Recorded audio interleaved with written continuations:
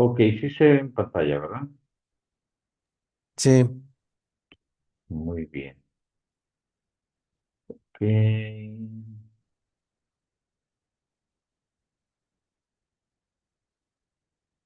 Bueno, pues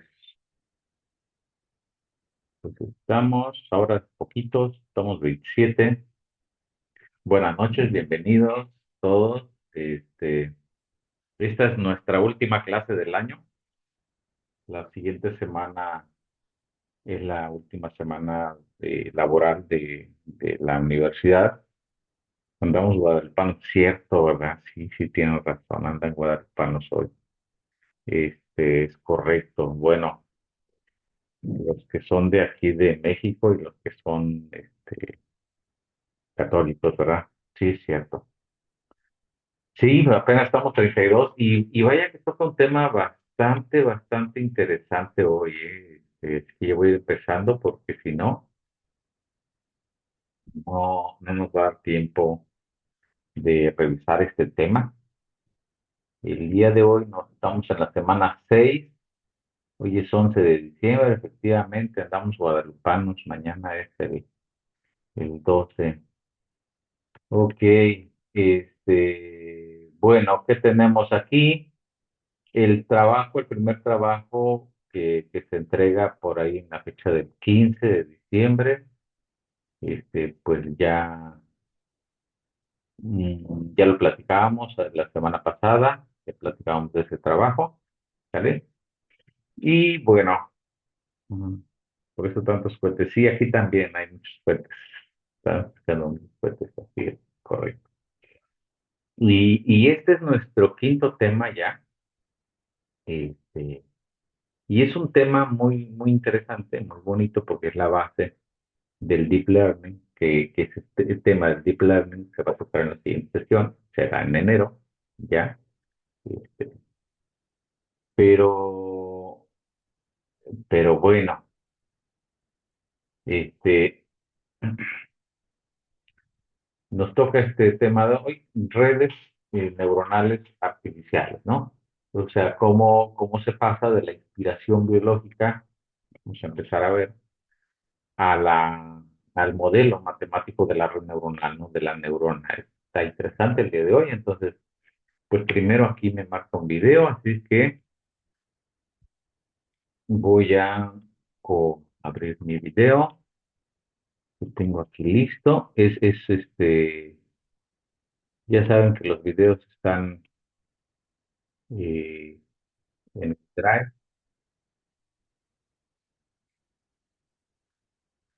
Voy a dejar de compartir y voy a compartir nuevamente porque me parece que no se escuchaba. Mm, sí.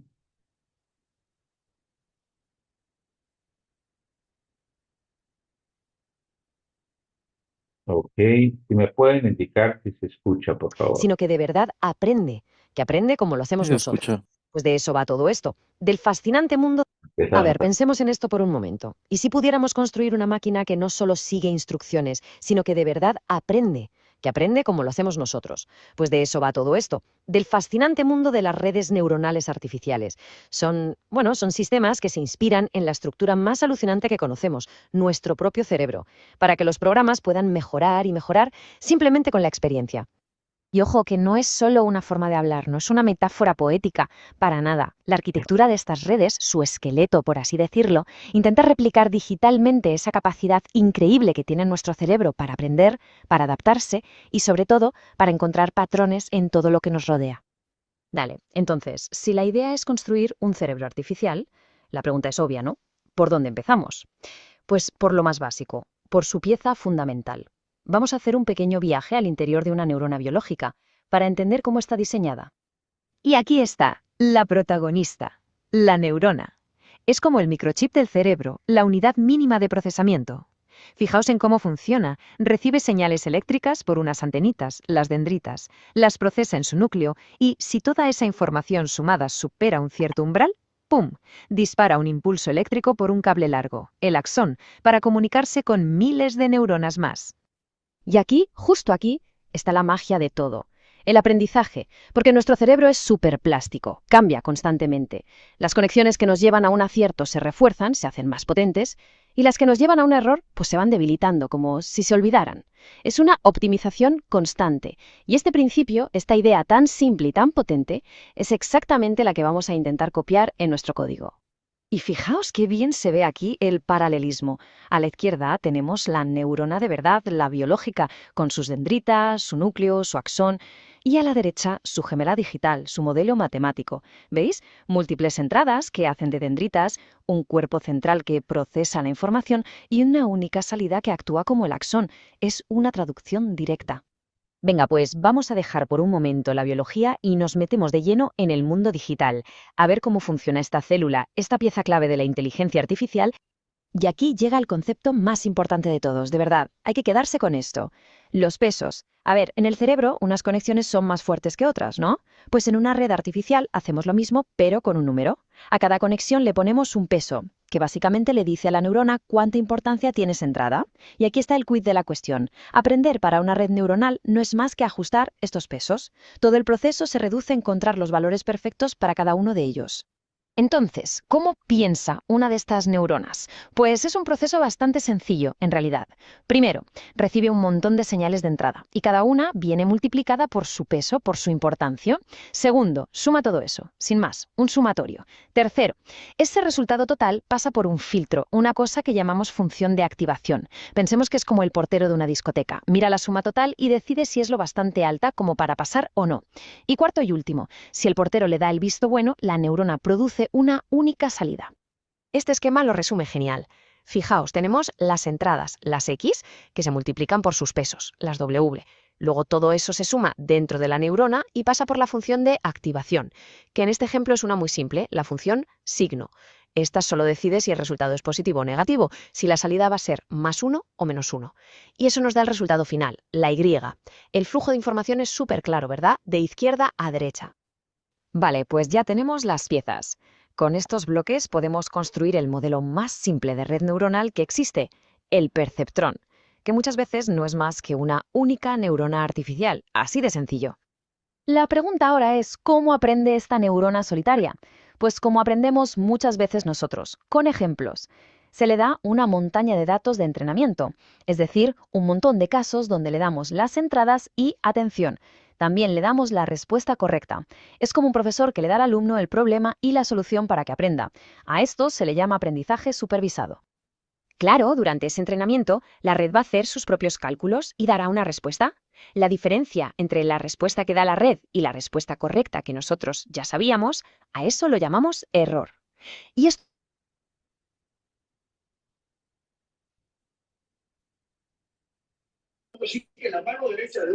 mecanismo. El algoritmo mira el error y lo utiliza para retocar un poquito los pesos de las conexiones. Si la red se ha equivocado por mucho, el ajuste es más grande. Si ha sido por poco, pues un ajuste más fino. Y así una y otra vez, con cada ejemplo. El objetivo final es muy sencillo, conseguir que el error total sea lo más pequeño posible. Pero claro, el perceptrón simple tiene una limitación muy importante.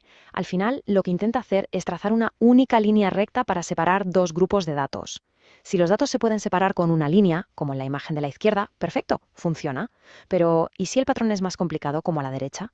Hay una sola línea no sirve de nada, se queda corto. Para eso vamos a necesitar más músculo. Y ese más músculo es exactamente esto. Pasamos al siguiente nivel. La solución es tan simple como genial.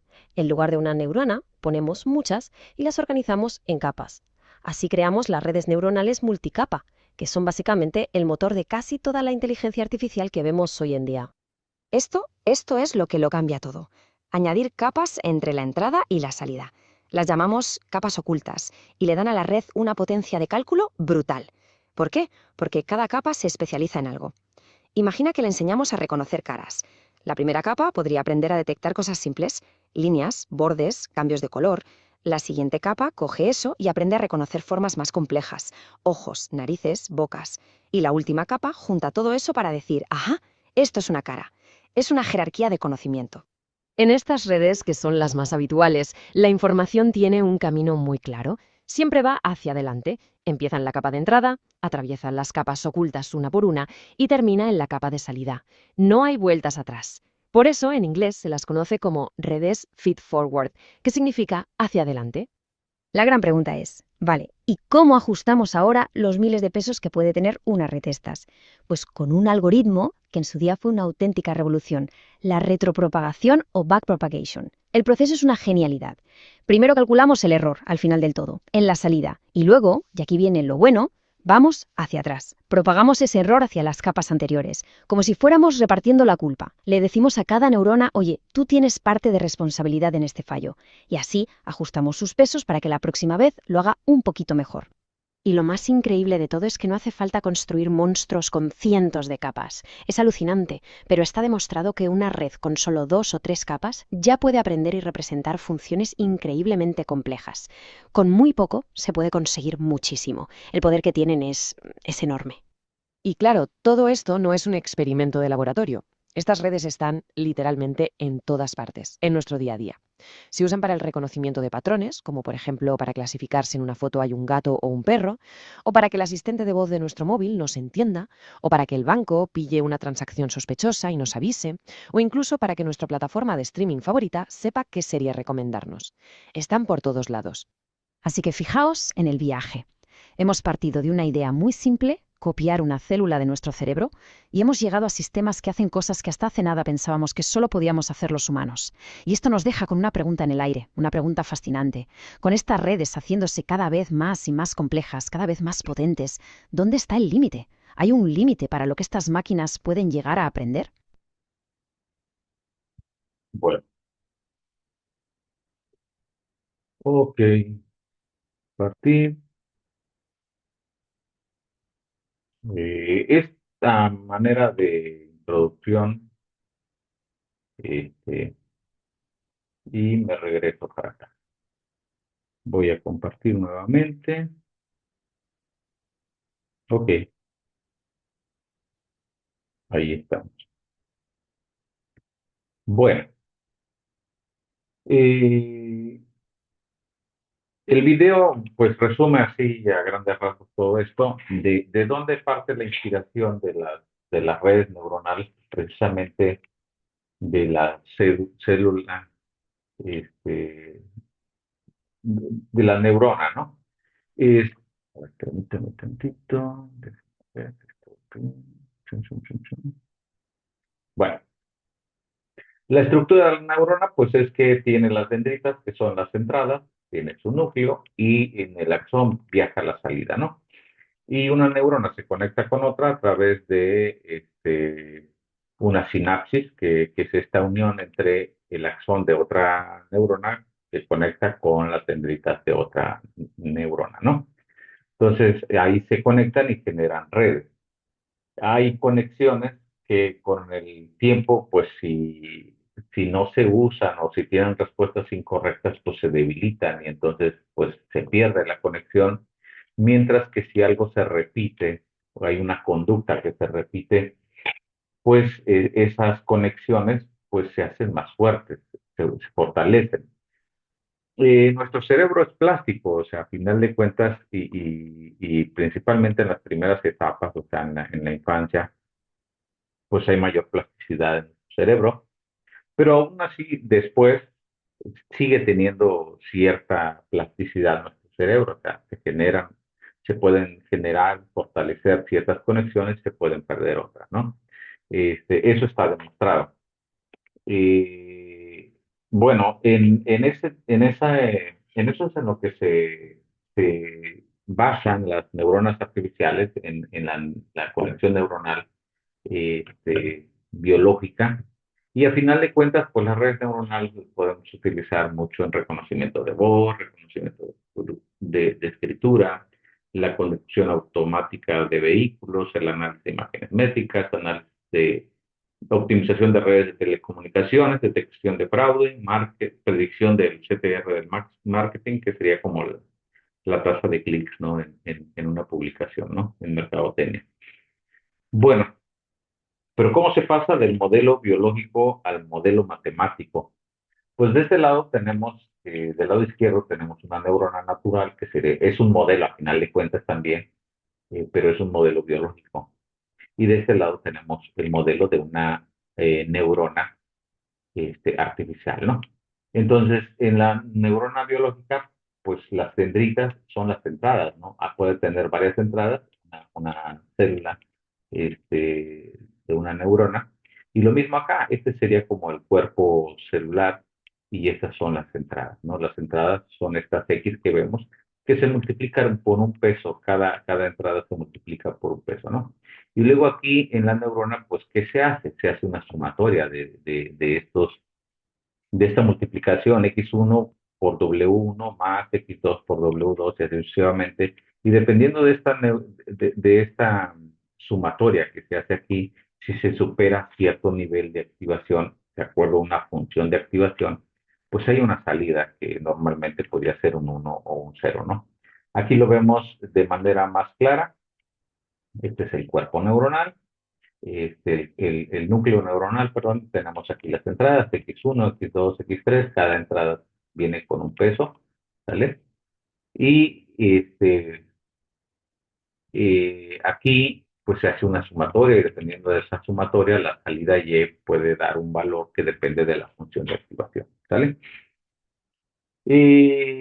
Entonces, esa activación, esa salida, pues depende si la neurona se excita, ¿no? Si está excitada, hay una salida, si no, pues no hay salida, ¿no?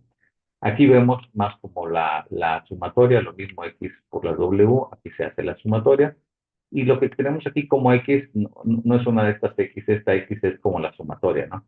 Es decir, estas serían las X de entrada, y aquí es la sumatoria, y la sumatoria nos da esta X, y luego la función de activación, pues lo que hace es decir, vamos a suponer, si esta salida que tenemos aquí, que es otra X, no son las de entrada, si es mayor que cierto umbral, por ejemplo, o mayor que 20, por ejemplo, por si decir cualquier valor, pues entonces va a sacar, va a dar una salida. ¿La salida de qué depende? De la función de activación, que puede ser menos uno, 0, 1, dependiendo de la función de activación. Este, Esa es la neurona simple, más sencilla, ¿no? ¿Cómo se calculan esos pesos? Bueno, aquí en primer lugar, comentarles que esa sumatoria, esa X, pues es la sumatoria de cada peso, o sea, se multiplica cada peso por cada entrada. X de Y es la entrada y WI es el peso I, entonces se multiplican y se suman. Y aquí las sumatorias, se dan cuenta, empiezan en 0 y no empieza en 1.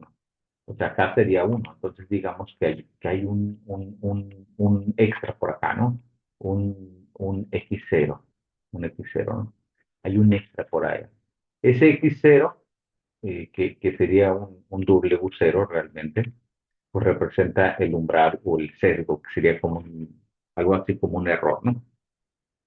Y a final de cuentas, esta X lo que hace es sumar todo esto, ¿no? Eso es una ecuación lineal realmente, no es una ecuación de una recta, ¿vale?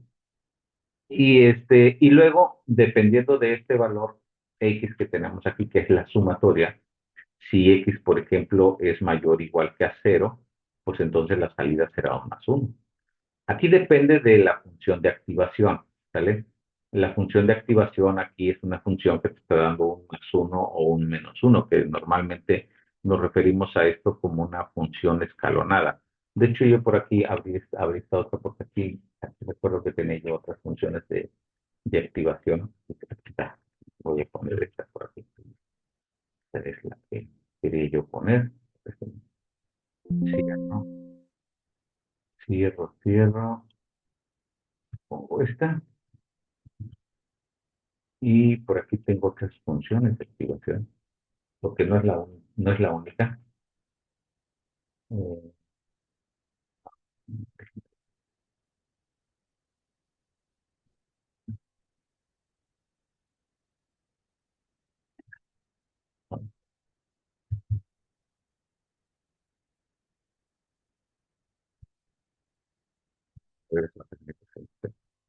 bueno, entonces, aquí lo que está utilizando, iba yo aquí lo que se está utilizando es una función escalonada, es decir, Si X es mayor o igual a cero o mayor o igual a cierto umbral por aquí, pues entonces saco un más uno. Y si no, pues saco un menos uno, ¿no?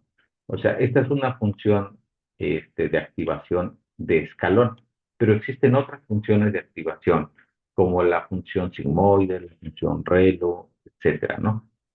Pero esta función de activación escalonada, pues es la más básica, que aquí la función escalonada me está diciendo que puede ser cero o uno. En el ejemplo decíamos que podía ser uno o menos uno. ¿De qué depende? Pues nada más de si este escalón está más grandote y viene acá hasta menos uno, o si pega aquí en cero, ¿no? Pero es una función escalonada.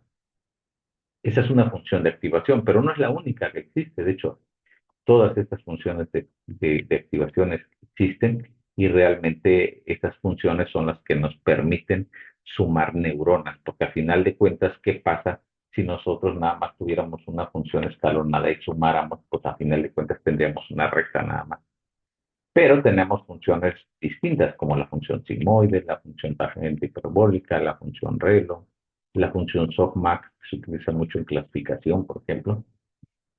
Todas estas son funciones de activación y estas son sus fórmulas realmente, ¿no? Todas dependen del valor X, que sería la sumatoria, aquí está X, por acá está X, por acá está X, ¿no? Y X ya decíamos, X es esto, X es esta sumatoria, la sumatoria de los pesos con las entradas, ¿no? Digámoslo de esta manera, aquí ya está un poco diferente. Aquí vemos realmente la recta, la ecuación de la recta. O sea, cada entrada X1 se multiplica por un W1, que vendría siendo esto, y se suma la entrada X2 por W2, que vendría siendo este otro término. Y si hubiera más entradas, pues habría más términos, ¿no? Más B, ¿quién es B? Pues B es este bias o este sesgo o este pequeño error, ¿no? Y eso es lo que nos va a dar aquí la salida. Aquí la estoy mostrando como Y, la salida, pues, realmente la mencionamos anteriormente como una X, que son ecuaciones, se puede llamar como quiera, lo que importa aquí es la salida. O sea, realmente esta es la ecuación de la recta. La neurona realmente lo que tiene es una ecuación de una recta. Ahora, ¿cómo se aprende los pesos? Aquí que hay que aprender. Aquí hay que aprender los pesos. O sea, estos valores W en un principio se asignan de manera aleatoria. Entonces, cuando se entrena una red neuronal, se van ajustando esos pesos. De hecho, entrenar una red neuronal es muy lento. O sea, la red neuronal cuando se utiliza es rápida, pero cuando se entrena, el proceso de entrenamiento es muy lento comparado con otros modelos, ¿no?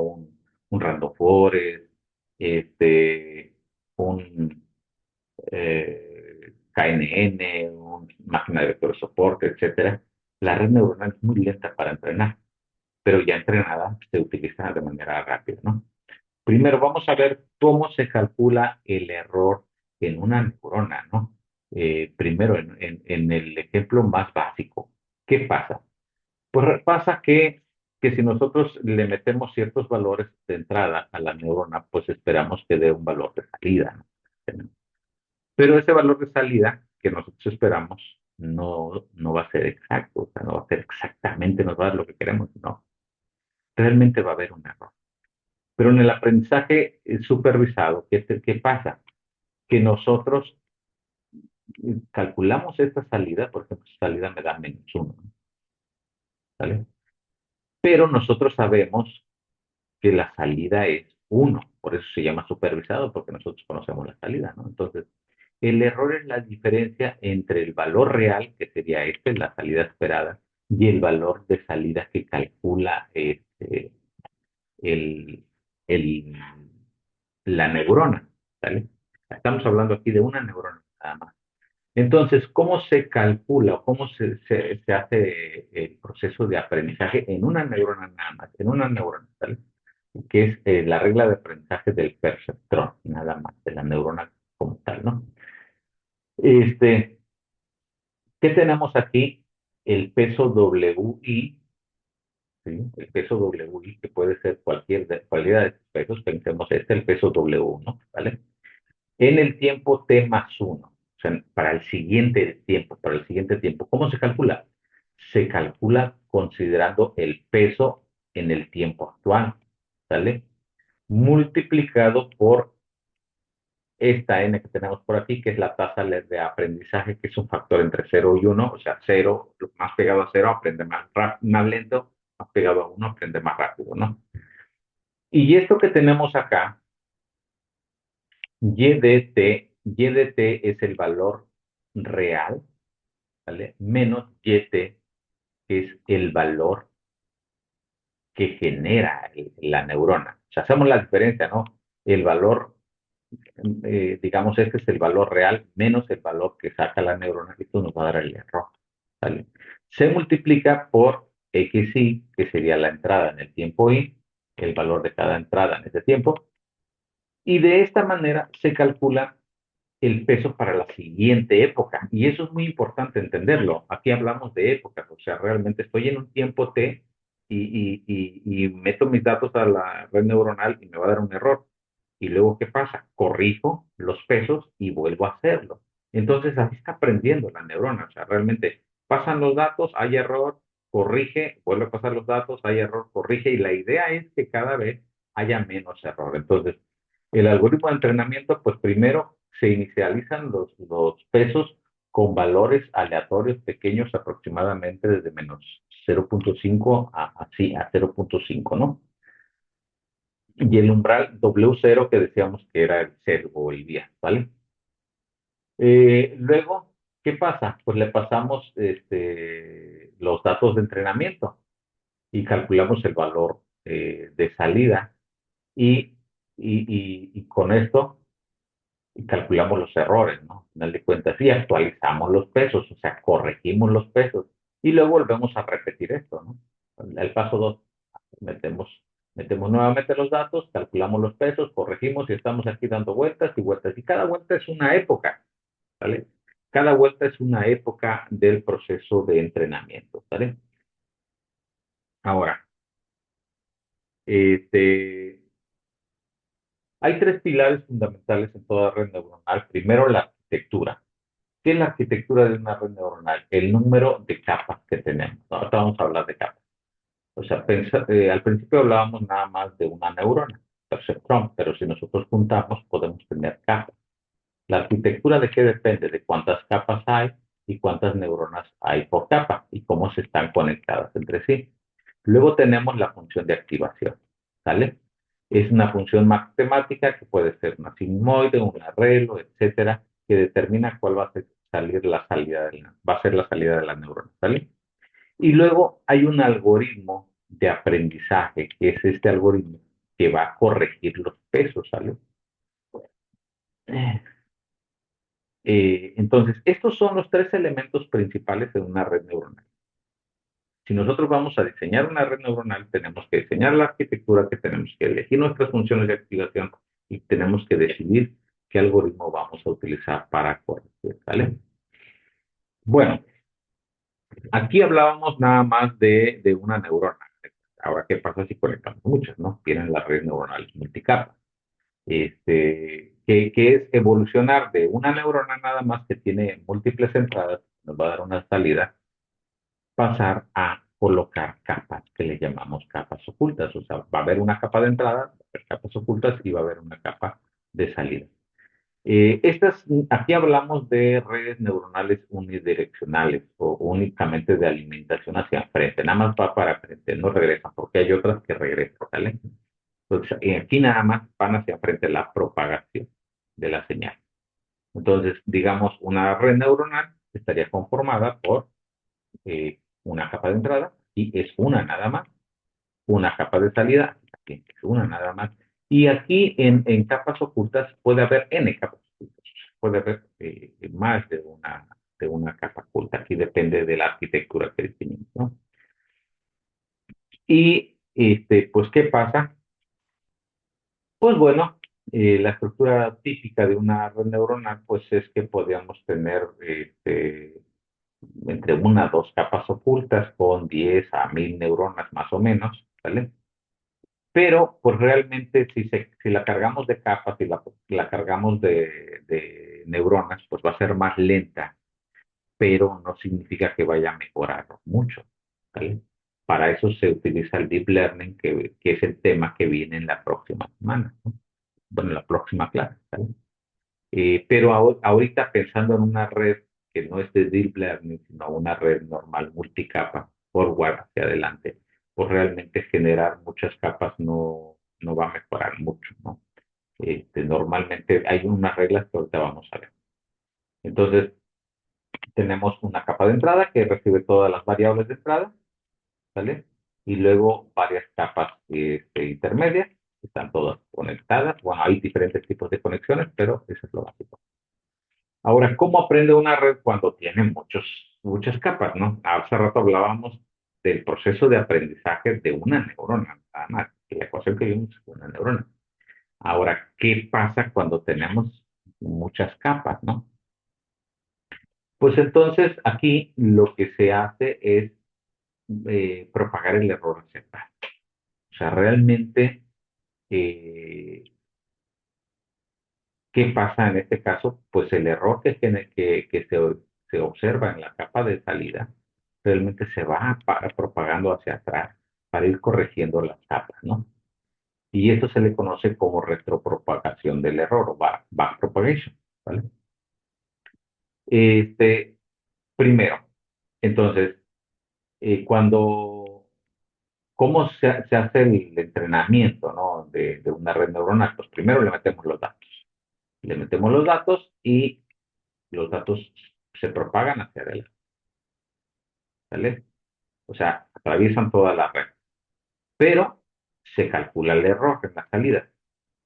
Y luego el error se propaga al revés, hacia atrás, no los datos, sino el error, para ir corrigiendo los pesos en cada neurona, porque cada neurona va a tener sus propios pesos y esos pesos se van a ir ajustando hacia atrás, ¿vale? ¿Cómo se sabe que tuvo el error? ¿Existe algún shape point? Ahorita vamos a ver eso, ¿vale? Me voy a ir, me voy a ir así como un poquito rápido porque si me detengo, quiero llegar a código. Tengo ejemplos de código, ¿vale? Entonces, hay diferentes métodos, ¿no? El más común es el utilizar el descenso del gradiente o derivadas parciales de cada uno de los parámetros de la red, ¿no? Digamos que llega, primero va la red neuronal hacia enfrente y pues llega hacia enfrente y cae, y se da cuenta, nos damos cuenta que hay un error, ¿no? Hace cuenta que es una línea de café que primero va al cultivo, la fábrica, el envío y después viene el café y probamos el café y el café sabe feo. Entonces nos vamos hacia atrás, ¿no? Oye, pues hubo un error. Bueno, pues la capa anterior pues se hace responsable de parte de ese error, ¿no? Y después propaga el error hacia atrás y cada capa se va haciendo responsable de cada error. Las redes neuronales que tienen memoria son otras, no hemos llegado ahí todavía. Entonces, decíamos, al primero los pesos son completamente al azar, o sea, esto lo vamos a ver ahorita en el ejemplo. O sea, al principio es completamente al azar. O sea, si tienes 1000 neuronas, a las 1000 neuronas se le da un peso al azar. Absolutamente, ¿no? Y ya después empieza este proceso a empezar a corregir los pesos, ¿no? Que va corrigiendo de enfrente hacia atrás. ¿Cómo va eso? ¿Sabes? Pues, por ejemplo, la función de activación sigmoide, pues es una función que se puede, pues se puede, que es derivable, ¿vale? Entonces, lo que se observa o lo que se tiene es que se utiliza el gradiente del error. No es como la fórmula anterior que vimos, es sencilla y simple, ¿vale? Sino que se utiliza el gradiente del error, porque el gradiente del error lo que nos va a permitir es determinar la dirección en que se deben actualizar los pesos para reducir el error de manera más eficiente, ¿no? El gradiente del error lo que hace es, digo, nosotros pudiéramos estar aquí, pero si corregimos, hay un error, bueno, puedo corregir hacia arriba, puedo corregir hacia acá, o puedo corregir hacia acá, ¿no? el gradiente me va a ir guiando más o menos hacia dónde debo ir moviendo para que vaya reduciendo el error, ¿vale? Entonces, eso es lo que se hace, ¿no? Se ajusta en cada peso W en una proporción negativa al gradiente del error con respecto a ese peso. Y esto se corrige de manera distinta en las capas, ¿no? Primero, en la capa de salida se calcula el gradiente del error. Es decir, por cada neurona, primero pensemos en la capa de salida, nada más en la capa de salida. El gradiente del error se calcula para determinar cuánto contribuyó esa neurona al error, porque o sea, aunque el error pensemos, no, a forma bruta, hubo un error de 100, bueno, pero no todas las neuronas contribuyeron al 100% con ese error. Hay unas que contribuyeron más al error y otras menos al error. Entonces, de esta manera se obtiene más o menos en qué porcentaje una neurona contribuyó. Y aquí está el error de salida que veíamos hace rato, ¿no? La diferencia entre el valor real, el valor calculado y el valor real, ¿no? ¿Y qué se hace? Pues se multiplica por la derivada de la función sigmoide, que va a medir cómo un pequeño cambio en la entrada de la neurona afecta a su salida, ¿vale? Eso prácticamente lo que determina es la pendiente de la función de activación en ese punto, nos va a decir hacia dónde tenemos que movernos y así se calcula en la capa de salida. Ahora, después de la capa de salida, digamos, esta es la capa de salida, ya una neurona de la capa de salida vio cuánto contribuyó esa neurona al error y de ahí lo que pasa es que envía esa información, digamos, hacia atrás para calcular el ajuste que debería de hacerse en la capa de la neurona en una capa anterior, digamos, hacia atrás. ¿Qué qué tanto esa capa este, contribuyó? Aquí realmente, ya a este nivel, ya todas prácticamente, dependiendo de la neurona de salida, todas se ajustan prácticamente de manera igual hacia atrás, ¿no? Digamos, ya cuando se propaga el error a la capa oculta, pues la suma ponderada de los gradientes de la capa siguiente distribuyen la responsabilidad del error hacia atrás. O sea, todo el error que hubo por aquí, por ejemplo, todas estas se conectaron con esta, pues aquí se distribuye todo el error hacia atrás, ¿no? Y entonces se vuelve a calcular aquí la derivada de la activación de la neurona oculta en esa capa anterior.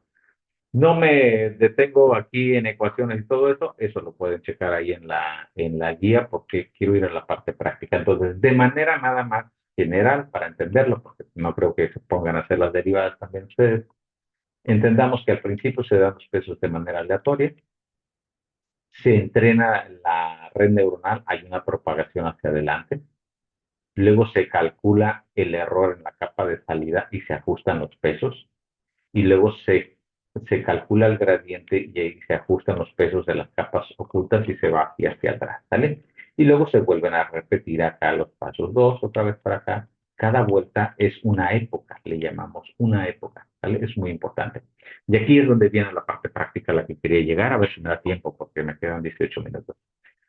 Este es un ejemplo de una sola neurona, nada más para que entendamos aquí cómo pasa esto. Aquí estoy utilizando, hay dos formas de generar las redes neuronales. Normalmente hay dos. Una, te vas con Scikit-learn, la librería de Scikit-learn, donde viene el MLP, MLP Classifier o el MLP Regresor, que es red neuronal para clasificar o hacer regresión, que es la forma fácil.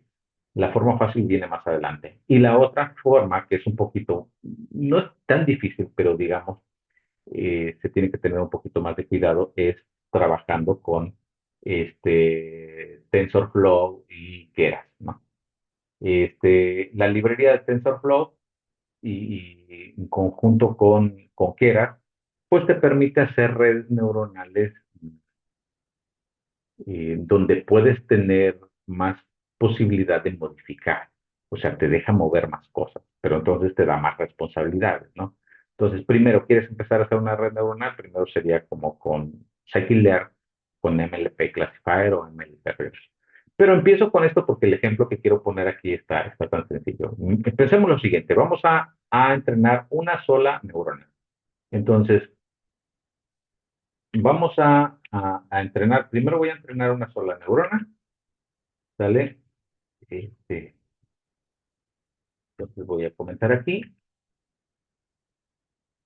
Bueno, para este caso voy a importar TensorFlow, ¿sale? Que es esta librería que me permite trabajar con tensores para crear redes neuronales, ¿no? Y el problema que queremos resolver es el siguiente. Digamos, imaginen ustedes que queremos convertir grados centígrados en grados Fahrenheit, ¿vale? La fórmula es esta es la fórmula, ¿vale? Los grados Fahrenheit es igual a los grados centígrados por 1.8 más 32. ¿Por qué estoy poniendo este ejemplo? Porque si se dan cuenta, la, la ecuación de la red neuronal es x1 por W1 más B, que es el bias o el sesgo, ¿sí? Esto está más o menos por acá. Aquí está, ¿no? ¿Sí estamos? O sea, imaginen una neurona con una sola entrada. Quítale una entrada, bueno, quítale de acá, nada más dejamos esta. Sería X1 por W1, esto no, más B, que es el bias, ¿no? Una neurona con una sola entrada. Ese es el ejemplo que quiero poner. Y para poner este ejemplo, utilizamos esto, que es la fórmula. Esta es la fórmula, o sea, esta no me la inventé, esta fórmula así es, ¿no? Grados Celsius, grados Fahrenheit es igual a grados Celsius por 1.8 más 32, es la fórmula, ¿no? Pero nosotros no se la vamos a dar a la neurona, nosotros nada más le vamos a decir a la neurona, oye, mira, tengo este conjunto de 1, 2, 3, 4, 5, 6, 7 ejemplos de grados centígrados y que corresponden a estos grados Fahrenheit, es decir, menos, bueno, pensemos acá, 8 grados centígrados corresponden a 46 grados Fahrenheit. ¿Sí estamos? Entonces, eso es lo que estoy poniendo eh, acá, ¿no? Este es mi dataset. Aquí están los 7 ejemplos de Celsius, o grados centígrados, menos 40, menos 10, 0, bla, bla, bla, que vendría siendo estos de aquí. Estos de aquí. Y luego por acá, estos son los grados Fahrenheit, que sería menos 40, 14, 32 grados.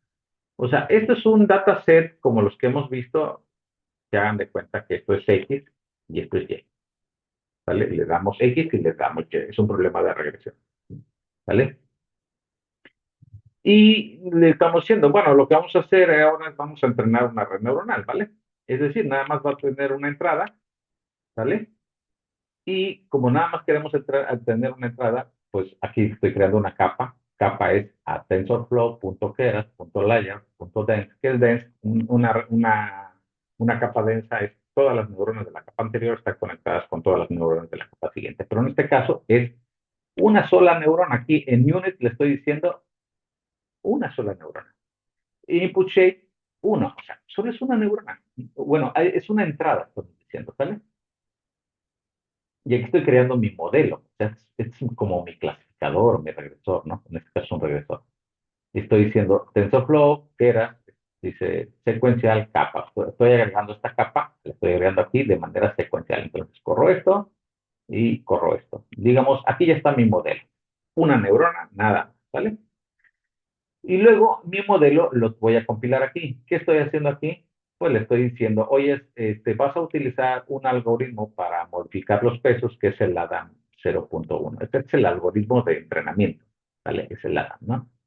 Y la pérdida, ¿cuál es la pérdida? El error, que era la diferencia entre el valor real y el valor que calcula. Esa la vas a calcular como el error medio al cuadrado, que es una métrica de regresión. Entonces, compilo el modelo, o sea, aquí nada más está el modelo, está entrenado, ¿vale? Y aquí, ¿qué va a pasar? Pues aquí que va a empezar el entrenamiento, modelo.fill. O sea, le pasamos X, que sería Celsius, que sería lo que está acá arriba, Celsius, y Y, que sería Fahrenheit, Y aquí le estoy diciendo que va a ser 1000 épocas. ¿Qué son esas 1000 épocas? ¿Se acuerdan que les decía que íbamos a hacer un ciclo de entrenamiento? Estoy diciendo, da 1000 vueltas en ese entrenamiento, ¿vale?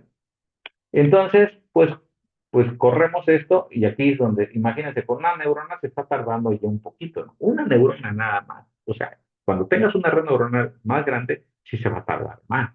Eso es como, o sea, aquí está entrenando, ¿no? Digamos, bueno. mm, y no se muere colado con las redes neuronales, pues no, porque a final de cuentas son redes neuronales sencillas, ¿no? Digo, ya lleva ejecutándose aquí 26, 27 segundos, pero pues es una neurona, ¿no? Obviamente, si le metemos pues ya un modelo muy grande, pues obviamente va a tardar muchísimo, ¿no? Pero ahorita ya fue mucho para una neurona, pero son 1000 épocas. O sea, son 1000 épocas en las cuales, listo, dice modelo entrenado, ya terminó, ¿ah? Ya terminó. Ahora, aquí lo que estoy haciendo nada más es, para fines didácticos, es eh, graficar la pérdida.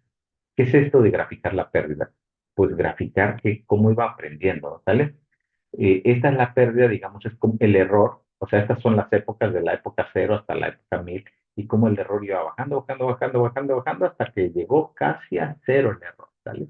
O sea, pues siempre cuando entrenan una red neuronal tienen que ver esta gráfica para ver si se entrenó bien, porque a veces le dan 1000 épocas y no es suficiente para entrenar, entonces tienes que graficar para ver si llegó a un error más o menos cercano a 0, ¿no? Y luego vamos a hacer una predicción. Vamos a hacer una predicción. Es decir, Profe, yo tengo una pregunta. sí, O sea, si yo pusiera 600 es igual que 1000, ujú. ¿sí? No, no, no, no es igual. O sea, Sí. O sea, bueno, no es igual, pero el margen, la pérdida es, comparando los dos, muy similar. muy similar, ajá, en este ejemplo, no siempre. O Es sea, una neurona si que yo quisiera ser más óptimo en el tiempo, podría poner 600, ¿no? podrías poner, en este caso sí, en este Ah, ok. caso sí. Bueno, Ya, gracias. ahora vamos a hacer una prueba. La prueba aquí le damos tres ejemplos. 35 grados, que estamos convirtiendo, estamos, centígrados a Fahrenheit, ¿sale? Primero, vamos a convertir 35 grados centígrados a Fahrenheit, y luego 67 y luego 53, ¿sale? Y entonces corremos esto, y este es el resultado. O sea, 37 grados centígrados me dice que son 94,9 grados Fahrenheit. Vamos a ver, ¿no? ¿Qué son? 35 grados centígrados a Fahrenheit. Vale, me dice que son 95. Si estamos 35, si los convierto me van a dar 95. Y la neurona me está dando 94,98. O sea, sí tiene un error, pero es muy chico, ¿no? 67. 67, 67 son 152,6. Me está dando aquí 152,59, ¿sale?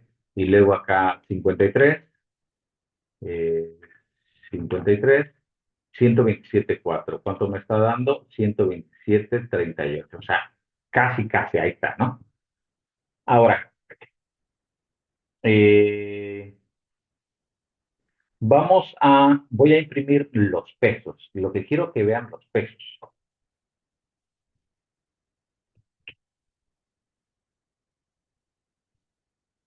Esto es lo más interesante, los pesos, ¿no? Eh, si, si, si nosotros mostramos aquí este, los pesos no son los de acá abajo. Esto es, eh, los pesos están acá arriba, ¿vale? ¿Cuántos pesos fueron calculados? Pues 2 pesos, nada más. ¿Por qué 2 pesos? Porque solo entrenamos una neurona, ¿sale? Y al entrenar una neurona, mm, regreso acá en la fórmula aquí. Al entrenar una neurona nada más, pues ¿qué pasó? X1 es la entrada, W1 es un peso y el otro peso es el vía o el sesgo. O sea, solo es W1 y B. Entonces, me dijo, W1 es igual a 1.8 y B es igual a 31.9. ¿Se acuerdan de la fórmula para convertir grados centígrados a Fahrenheit? Está. O sea, el peso debería de ser 1.8. ¿Y cómo lo ajustó? A 1.8. O sea, con pequeños errores aquí hacia abajo. Y el otro, que era el bias, el sesgo, era 32. Y aquí que nos puso 31.97.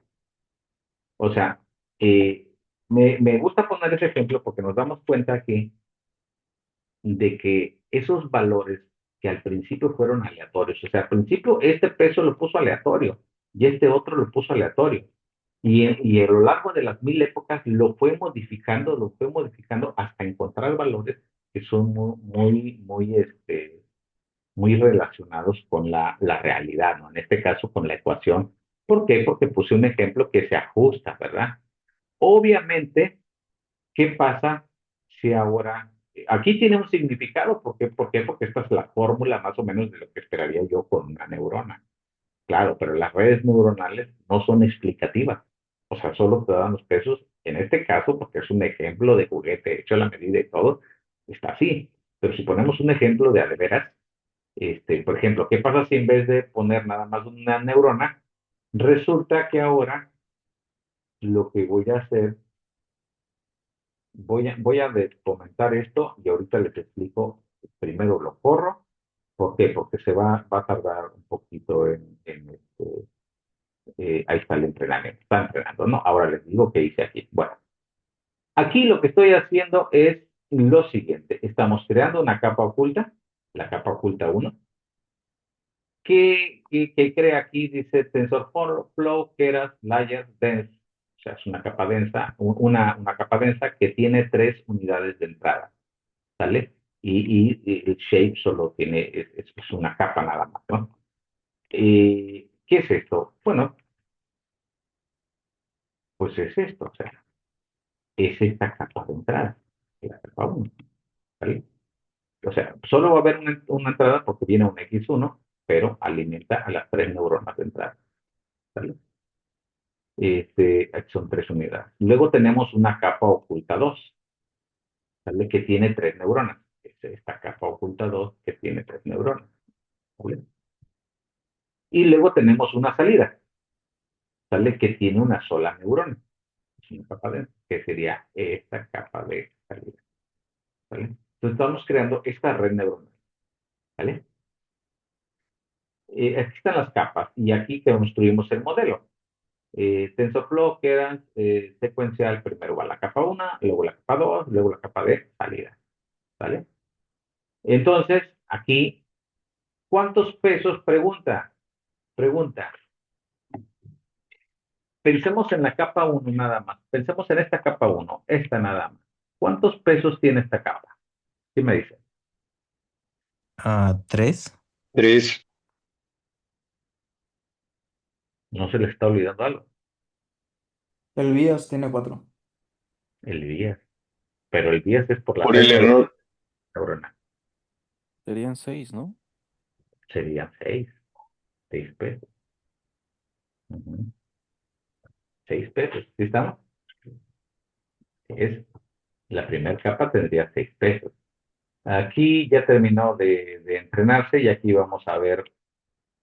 Tiene más neuronas. Vean cómo está la gráfica. Esta es la gráfica de una neurona. Y esta es la gráfica. ¿Qué pasó? ¿Cuál es la diferencia? Tiende más a Que cero. parece. ¿Tuvo menos errores? El error se tardó menos en disipar. Aprende más rápido. Aprende más rápido. O sea, aquí a menos de 200 épocas ya prácticamente no tenía error. ¿Vale? Y uno, aprende más rápido y dos, también reduce el error. O sea, esa línea prácticamente ya después se vuelve casi plana, ¿no? Porque ya no sigue aprendiendo mucho. O sea, prácticamente estaba entrenando. Hacemos los mismos, corremos lo mismo y nos da resultados más exactos. Aquí era 95, aquí era 152, no me acuerdo. Pero prácticamente ya ahí tienen menos errores en el cálculo, ¿no? Y ahora, si me voy a este, imprimir este, los pesos, pues aquí hay más pesos, ¿no? Aquí está el resumen más fácil, acá arriba, ¿no? Decíamos, la capa uno es una capa densa que tiene 3 neuronas y que tiene 6 pesos que se ajustaron, ¿verdad? Pero dice que la capa 2 tiene 12 pesos. ¿Por qué? Es porque La sumatoria. se hace Considera las por- anteriores. ah, ¿Se va sumando? Bueno, sí o no, depende de qué te Sí, refieres con anterior.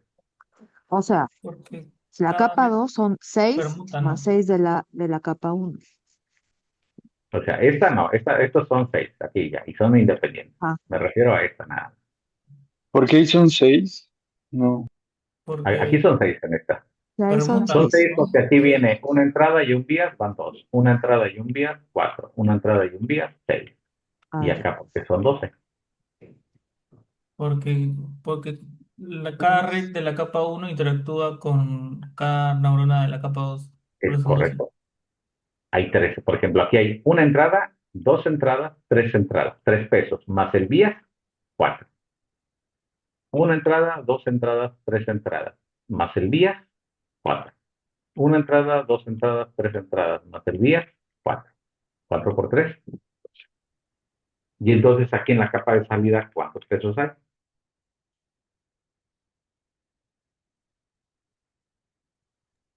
6 otra vez. No, 4. 4. Es correcto. Una entrada, 2 entradas, 3 entradas, más el vías, 4. Y eso es lo que vemos acá. La tercera capa, que es la de salida, tiene 4 pesos, ¿no? Y entonces esos son los pesos. Aquí están 3, 6 pesos por aquí, ¿no? En la primera. Luego en la otra vienen los 12. 3, 6, bueno, vienen 12. Confíen en que vienen 12. Son 12. ¿Estamos? 3, 6, 18, 9, 10, 11, 12. Aquí están, ¿no? Y en la otra son 4. 1, 2, 3, 4. ¿Vale? ¿Qué te dicen esos pesos? Pues nada, las redes neuronales hacen bien las cosas, pero no explican por qué. No es como una árbol de decisión que te explica por qué hace las cosas, ¿no? Aquí no, se les falla, ¿no? Claro, se trabaja actualmente en modelos que puedan ser explicativos, ¿no? Ya son las 10 de la noche y yo creo bueno, la siguiente clase es Deep Learning, pero yo nada más les dejo aquí las diapositivas. Aquí viene, por ejemplo, cómo determinar el número de neuronas en cada capa. Es una fórmula, no es algo muy general realmente. Aquí te dice cuántas neuronas, más o menos. ¿Te puede servir? Sí, no, a veces, este, o sea, esto se basa en que no porque agregues muchas capas o porque agregues muchas neuronas va a mejorar mucho, ¿no? O sea, es algo que... Aquí te estoy dando ejemplos de cómo entrenar una red neuronal para hacer clasificación, pero aquí con Scikit-learn, ¿vale? Que es el MLP Classifier, ¿no? Entonces tú puedes hacer aquí clasificación o regresión acá con el ejemplo de MLP regresor, ¿no? Con Scikit-learn, o sea, estas son las formas sencillas. Si ya te quieres ir con Keras y TensorFlow, aquí vengo dándote un ejemplo de clasificación con Keras, que es lo que hicimos ahorita. Bueno, nada más que lo que hicimos ahorita no era clasificación, era regresión. Esto era lo que hicimos ahorita prácticamente, ¿no? Pero aquí viene con un dataset, ¿vale? Y acá con un dataset para clasificación. Para clasificación estoy utilizando el dataset de Iris. Entonces, chécalo nada más ahí, cómo guardar una red neuronal, el modelo, Por ejemplo, aquí viene un video 2 que está ahí en la diapositiva, lo puedes checar. Luego aquí, el video 2 habla de la memoria precisamente, ¿no? De las redes neuronales recurrentes, que son las que manejan esta memoria, que realmente, bueno, es un tipo de red neuronal, y luego aquí ya finaliza hablando sobre lo que vendría siendo Deep Learning, pero nada más como una probadita para entrar a la siguiente clase del Deep Learning, ¿no? Cómo va ahí el Deep Learning, se evoluciona de una red neuronal tradicional al Deep Learning, ¿no? Y como para qué se utilizan, y cierra con un ejemplo aquí que se me hace interesante. Es el ejemplo que viene en el PDF de la materia, ¿no? Que utiliza el dataset de Iris para clasificar estas categorías, que sería exitosa, versicolor y química. Y lo que hace es entrenar varios modelos. Entrena un Random Forest, un KNN, una AI-Bayes, una máquina de vectores de soporte, y aquí entrena una red neuronal. Este MLP Classifier es la red neuronal, ¿no? Entonces, entrena estos 5 modelos y a final de cuentas llega a estas gráficas. Y en esta gráfica lo más interesante que te dice aquí es, ¿sabes quién le fue mejor? ¿A quién le fue mejor? ¿Quién me dice? Este es el La, accuracy. A la red neuronal, ¿no? Porque el límite inferior y el superior están muy pegados a los cuartiles. ¿No?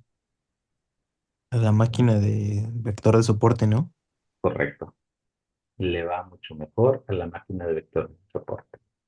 Y me gusta esto porque concluye precisamente, o sea, ¿qué implica que la caja no esté tan grande? Que no hay mucha varianza en el modelo, o sea, que se mantiene firme. Y para empezar, la media, que es la rayita de aquí, está más arriba que la de esta, ¿no? La red neuronal, que es esta de aquí, pues la media está más abajo, o sea, tiene un rendimiento más abajo, y aparte tiene un mayor error, ¿no? Una caja muy grandota. El peor modelo es el Night Valley. Obviamente, está horrible.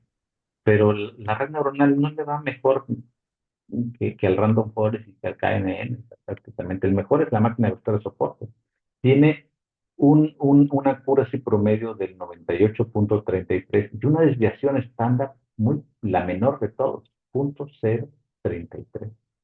Y lo que concluye es precisamente esto, de que muchos, muchas veces, y a mí me ha pasado acá con un compañero de la universidad que estábamos haciendo ahí un modelo de IoT para hacer predicciones sobre cuándo encender un clima y cuándo apagarlo. Y el compañero así, es mecánico. Y ha escuchado que la red neuronal, no, no, no, yo quiero entrenar una red neuronal profunda para... Le digo, aguántate. Las redes neuronales son muy buenas, sí, pero son muy lentas para entrenar. Y no siempre son la mejor herramienta para todo. O sea, si tú quieres matar a un mosco, pues no lo vas a matar a cañonadas, ¿sale? Los modelos ahí están, no hay uno que sea mejor, dependiendo del problema. En ocasiones un modelo como la máquina de vectores de soporte resulta que te da un mejor rendimiento porque el problema no era tan difícil. Y es lo que pasa aquí, ¿no? Clasificar el dataset de Iris es un problema de juguete muy sencillo. Entonces, una máquina de vector de soporte se entrena muy rápido y te da un buen rendimiento a que le metemos. Es como si quisiéramos matar moscos a cañonazos, o sea, no es necesario. Entonces, nada más, me gusta cómo, este, eh, cómo cierra ahí este tema, ¿vale? Bueno, yo les dejo esto, está un video por ahí, están las diapositivas, está el código. La siguiente clase vamos a tratar sobre Deep Learning, o sea, sí es importante meter esto primero para a partir de aquí ya pasar al Deep Learning, ¿sale? Entonces, la siguiente clase hablaremos del Deep Learning. Yo les dejo eso ahí y que lo chequen, ¿vale? Gracias a todos, que tengan una excelente noche, espero no haberlos aburrido. No, no, fue último. Buenas El trabajo es en noches. PDF, ¿verdad? Para subirlo, El del trabajo es 15. un PDF, Ok, gracias. ¿vale? Gracias, buenas noches. Buenas noches a todos. Buenas noches.